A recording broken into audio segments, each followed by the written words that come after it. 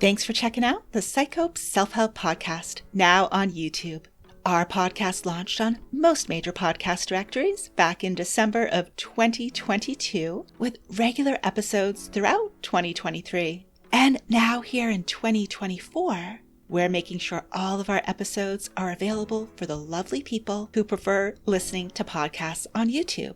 There may be times when the dates don't quite match up, so thanks in advance for your understanding. Please refer to the video description for links to any resources discussed during the show. We'll be sure to point you in the right direction.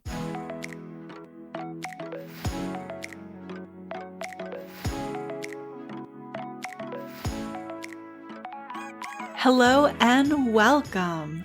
You're listening to the PsycHope Self-Help podcast, a space for women where psychology illuminates paths to healing, hope, and personal growth. I'm Dr. Jennifer McManus, a clinical psychologist, and I'll be your host. Each episode, we'll explore a different way to use psychology to enhance emotional wellness. Hope you enjoy the show.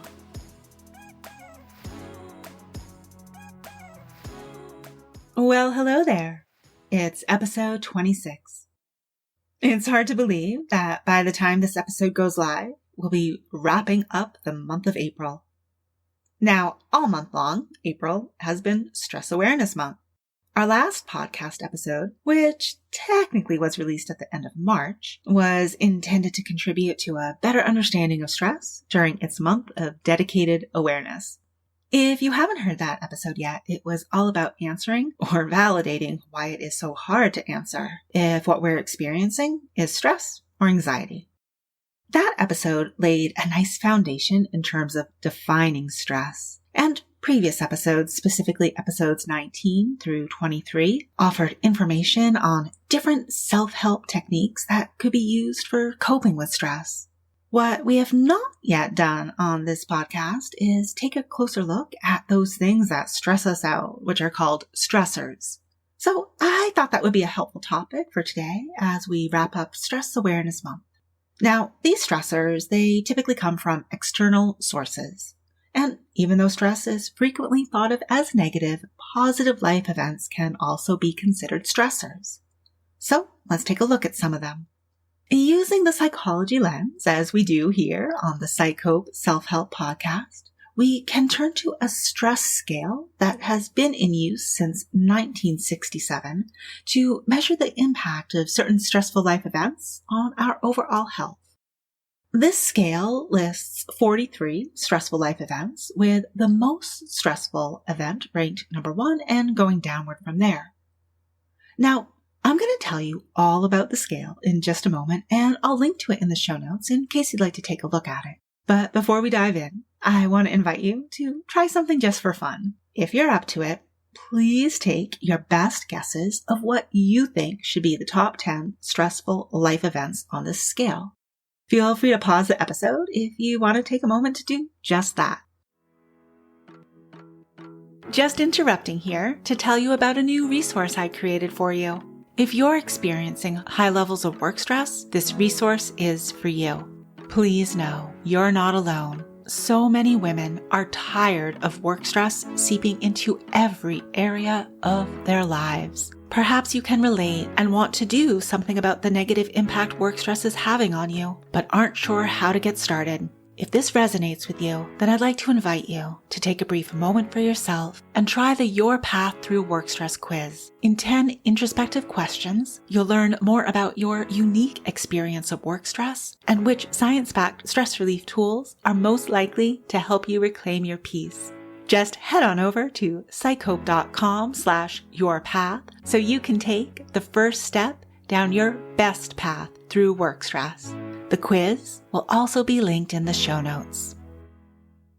The scale I'd like to introduce to you is called the Holmes-Rahe Stress Inventory, which is also referred to as the Social Readjustment Rating Scale. It was developed back in 1967 by two American psychiatrists, Dr. Thomas Holmes and Richard Rahe.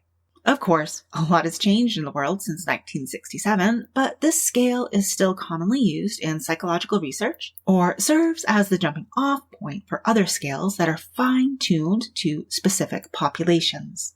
Going back to the initial development of this stress scale, Dr. Holmes and Ray found that earlier observations by other physicians and researchers about stressful life events were worthy of further investigation.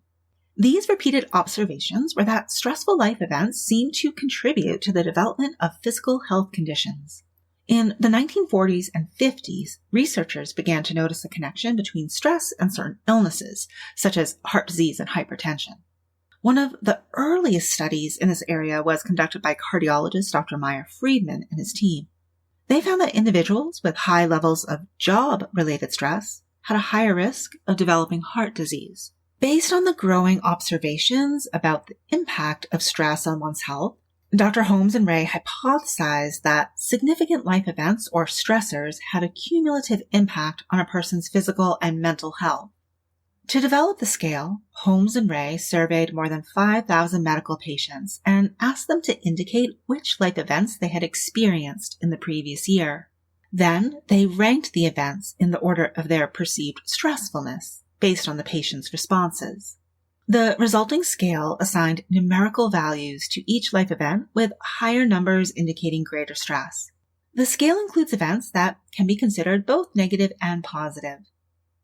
The numerical value assigned to each life event indicates how much adjustment or coping is needed for that particular life event. While the Holmes-Ray scale remains a widely used tool for assessing life stress, it does have some limitations. For example, the scale assumes that all stressors are equal in terms of their impact on stress levels, when in fact, some stressors may be more or less impactful depending on a person's unique circumstances. With these limitations in mind, let's see what we can learn from the scale. This tool is readily available online, and you can try it out for yourself if you like. It will be linked in the show notes, but no peeking yet in case you accepted my invitation to guess the top 10 stressful life events. To take the stress inventory, what you do is read each of the 43 items and mark down any of the life events you've experienced in the previous year. That is the last 12 months. Then you add up the points associated with each stressor. You end up with a sum of points which can be compared to these benchmarks. First, we have the scores below 150, which are considered to indicate a relatively low level of stress, or from the social readjustment angle, a relatively low amount of life change.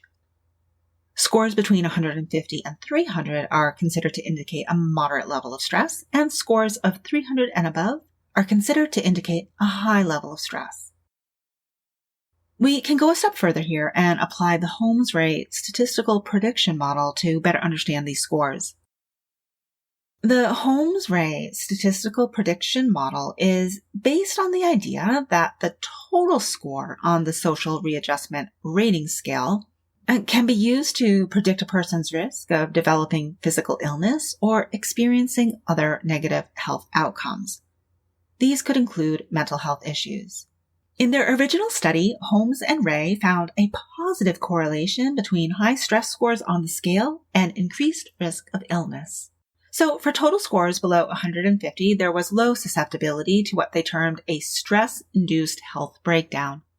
For total scores in the 150 to 300 point range, the Holmes-Ray statistical prediction model implies about a 50% chance of a major health breakdown in the next 2 years.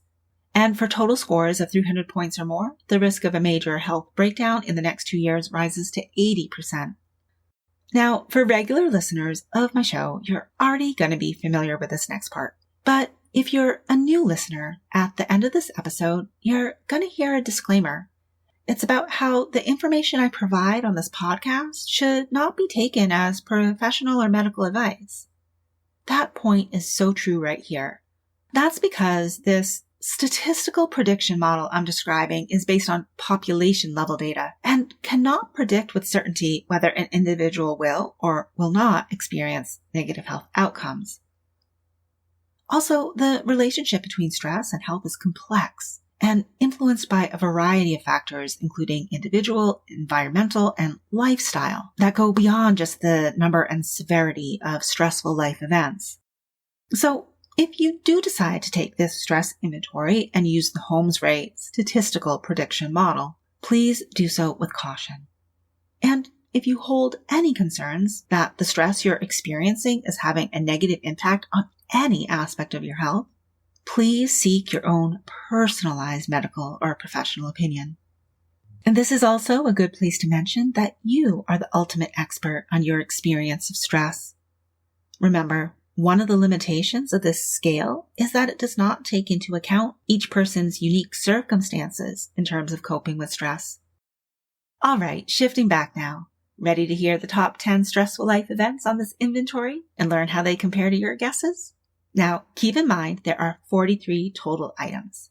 So what I'm about to share with you are just the top 10 life events from this stress scale. The event ranked number 1 is going to have the most amount of points associated with it, and the event ranked number 10 will have the least. So we're going from number 10, least stressful of this list, to number 1, most stressful. Okay, here we go.